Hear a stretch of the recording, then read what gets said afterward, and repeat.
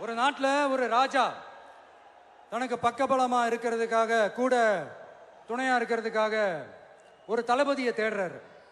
சரியான தகுதிகளோட ஒரு 10 பேர் செலக்ட் ஆகுறாங்க. ஆனால் அதில் ஒருத்தர் மட்டும் தான் செலக்ட் பண்ணணும்.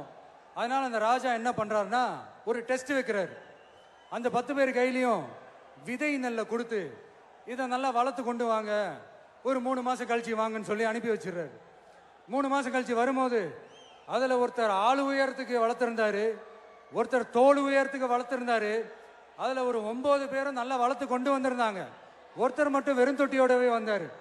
என்னன்னு கேட்டதுக்கு, நானும் தண்ணி ஊற்றி ஊற்றி பார்க்குறேன், உரம் வச்சு வச்சு பார்க்குறேன், வளரவே மாட்டேங்குது ராஜா, என்ன பண்ணுறதுன்னு தெரியலன்னு சொன்னதுக்கு ராஜா அவரை கட்டி அணைச்சிக்கிட்டு, இனிமே நீதான் என்னுடைய தளபதி, எல்லா அதிகாரமும் உனக்கு தான் சொன்னார். ஏன்னா அந்த 10 பேர் கையிலையும் ராஜா கொடுத்தது அவித்த விதை நெல், அது முளைக்கவே முளைக்காது. அந்த 9 திருட்டு பயலும் என்ன பண்ணியிருக்காங்கன்னா வேற விதை நெல்லை வாங்கி அதை வளர்த்துட்டு ராஜாவையும் மக்களையும் ஏமாத்திருக்கிறாங்க. ஆனா இவர் மட்டும் உண்மையை போட்டு உடைச்சிட்டார். அதனால ஒரு நாட்டுக்கு திறமை எந்த அளவுக்கு முக்கியமோ அந்த அளவுக்கு உண்மையும் நேர்மையும் முக்கியம்.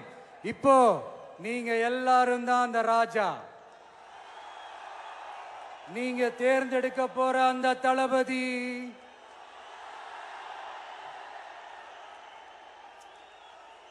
சும்மா சினிமாக்காரன் சினிமாக்காரன் சினிமாக்காரன். அம்பேத்கர் அவர்களை தோக்கடிச்சது சினிமாக்காரன் இல்ல, அரசியல்வாதி. காமராஜர் அவர்களை தோக்கடிச்சது இங்க விருதுநகர் பகுதியில் தோக்கடிச்சது சினிமாக்காரன் இல்ல, இன்னொரு அரசியல்வாதி. இன்னைக்கும் நம்ம கூட வாழ்ந்துட்டு இருக்கிற நல்ல கண்ணு ஐயாவை தோக்கடிச்சது சினிமாக்காரன் இல்ல, அரசியல்வாதி. இப்படிப்பட்ட நல்ல நல்ல தலைவர்களை எதிர்த்து நின்று தோக்கடிக்கணும்னு அந்த எண்ணத்தை உருவாக்குனது சினிமாக்காரன் இல்ல, அரசியல்வாதி. அதனால எல்லா அரசியல்வாதியும் அறிவாளியும் கிடையாது, எல்லா சினிமாக்காரனும் முட்டாளும் கிடையாது. கான்பிடண்டா இருங்க, நல்லதே நடக்கும், வெற்றி நிச்சயம். மீண்டும் சந்திக்கும் வரை நன்றி, வணக்கம்.